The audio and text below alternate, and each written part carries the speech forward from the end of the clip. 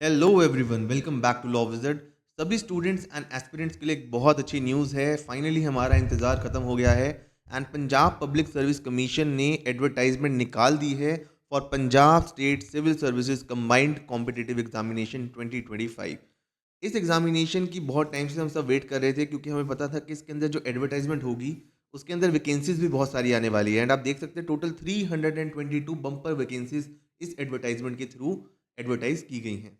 आप देख सकते हैं Punjab civil services executive branch 46, deputy superintendent of police 17, tehsildar 27, excise and taxation officer ETO 121, food and civil supply officer 13, block development and panchayat officer 49, assistant registrar cooperative society 21, labour cum conciliation officer 3, employment generation skill development and training officer 12 and deputy superintendent jail grade 2 district probation officer 13। तो आप देख सकते हैं 322 total vacancies हमारे सामने आई हैं। जैसा कि हम जानते हैं, हर वीडियो की तरह हम डिटेल में इस वीडियो में इस पूरी एडवर्टाइजमेंट को समझेंगे और हम जानेंगे कि इसके लिए हमने कब और कैसे अप्लाई करना है।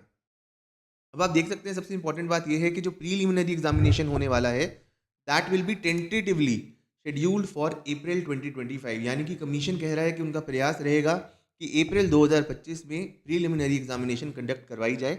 यानी कि अराउंड आपके पास रफली 3 to 4 months है to prepare for the preliminary examination. आइए देखते हैं, ये है टेंटेटिव जो ब्रेकअप ऑफ पोस्ट है कि कौन सी कैटेगरी के लिए कितनी कितनी पोस्ट है। फॉर एग्जांपल अगर हम एग्जीक्यूटिव ब्रांच की बात करें तो 14 पोस्टें जनरल की हैं out of the total 46 post. अब आइए देखते हैं सबसे इंपॉर्टेंट बात कि एजुकेशन क्वालिफिकेशन क्या है।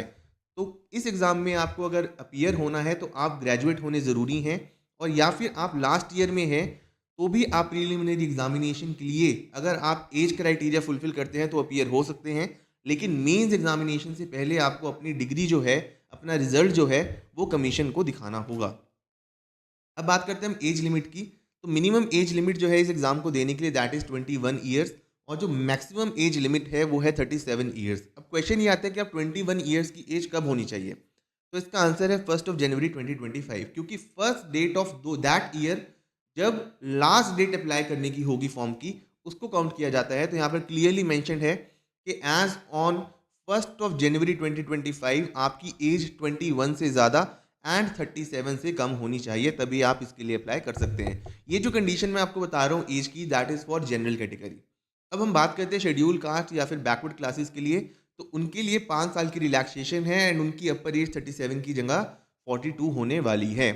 अगर कोई पंजाब गवर्नमेंट, उसकी बोर्ड, कॉरपोरेशन, कमीशन या फिर किसी अथॉरिटी के एम्प्लॉय हैं या फिर state and central government employ हैं, तो उनको 45 ईयर्स तक की एज रिलैक्सेशन है। यानी कि उनके लिए अपर एज लिमिट 45 ईयर्स होने वाली है। लेकिन यहाँ पर एक और इम्पॉर्टेंट बात है कि कोई भी age relaxation Punjab police service के लिए एलिजिबल या फिर परमिसिबल नहीं होगी। यानी कि पंजाब पुलिस सर्विसेज जो हैं उसके लिए कोई भी एज रिलैक्सेशन नहीं मिलेगी। अगर कोई एक्स सर्विस मैन है तो उसको भी कुछ एज रिलैक्सेशन मिल सकती है। कोई विडो है, कोई डाइवोर्स वुमेन है, या फिर कुछ पर्टिकुलर कैटेगरीज ऑफ वुमेन के लिए भी एज रिलैक्सेशन है, उनकी मैक्सिमम एज 42 है। अगेन पंजाब पुलिस सर्विस या फिर पंजाब प्रिजन सर्विस में कोई भी एज रिलैक्सेशन फॉर वुमेन नहीं होने वाली। जो age relaxation for physically handicap Punjab के जो लोग हैं उनके लिए 47 ईयर्स होने वाली है। And again Punjab police service and Punjab prison service में कोई भी एज रिलैक्सेशन नहीं है। तो ये हम मेन देख सकते हैं कि आपकी मिनिमम एज 21 होनी चाहिए और मैक्सिमम एज 37 से कम होनी चाहिए। अब हम देखते हैं कि प्रोसीजर क्या होने वाला है। सबसे इंपॉर्टेंट चेंज जो आया है उसको ये आया है कि प्रीलिमिनरी एग्जामिनेशन के अंदर जो सीसैट है उसको क्वालिफाई कर दिया। आइए डिटेल में समझते हैं। सबसे पहले होगा प्रीलिमिनरी एग्जामिनेशन। प्रीलिमिनरी एग्जामिनेशन में 2 एग्जाम होंगे, paper 1 general studies and paper 2 civil services aptitude test CSAT. तो जनरल स्टडीज का जो एग्जाम है उसके अंदर 100 क्वेश्चन होने वाले हैं। 2 नंबर का एक क्वेश्चन होगा, टोटल मार्क्स हो जाएंगे 200।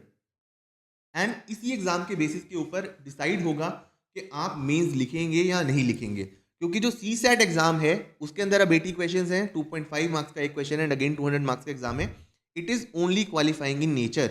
यहाँ पे देखिए लिखा हुआ है CSAT exam shall be only qualifying in nature without any negative marking. कोई नेगेटिव मार्किंग इसमें नहीं होगी।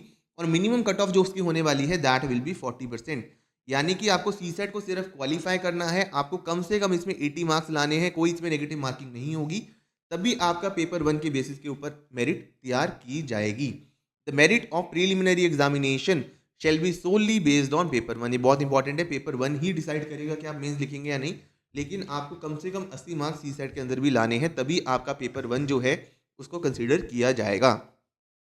अब जब आपका प्रीलिम्स हो जाएगा तो उसके अंदर around 12 to 13 times of the total vacancies, यानी कि टोटल वैकेंसीज हम देख सकते हैं 360 समथिंग है, तो उससे 12-13 गुना लोग, अराउंड 4000 के अराउंड लोग जो है वो मेंस लिखेंगे on the basis of the paper one of the preliminary examination. अब हम बात करते हैं मेंस एग्जामिनेशन की स्कीम क्या होने वाली है। एक पेपर आपका पंजाबी का होने वाला है।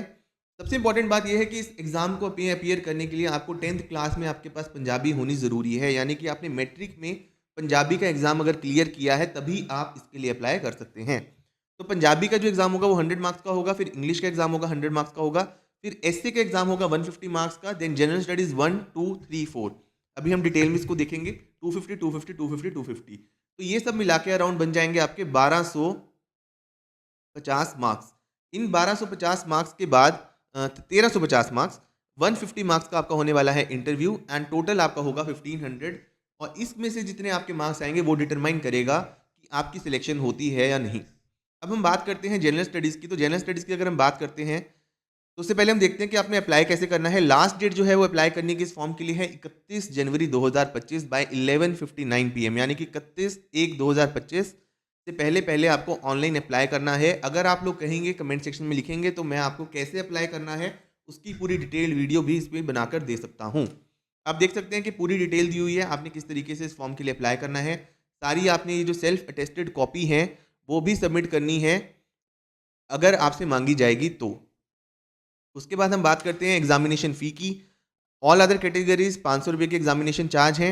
एग्जामिनेशन फीस जो है 1000 रुपये है, टोटल 1500 रुपये है। अगर शेड्यूल ट्राइब की बात करें of all states and backward classes of Punjab only, तो 500 प्लस 250 दैट विल बी 750। अगर हम एक्स सर्विसमैन या फिर इकोनॉमिकली वीकर सेक्शन या फिर पर्सन विद डिसेबिलिटी या फिर lenient descendants of ex serviceman की बात करें तो केवल 500 रुपये है, उनके लिए कोई एग्जामिनेशन फी नहीं है। टोटल हो गया अमाउंट 500 रुपये।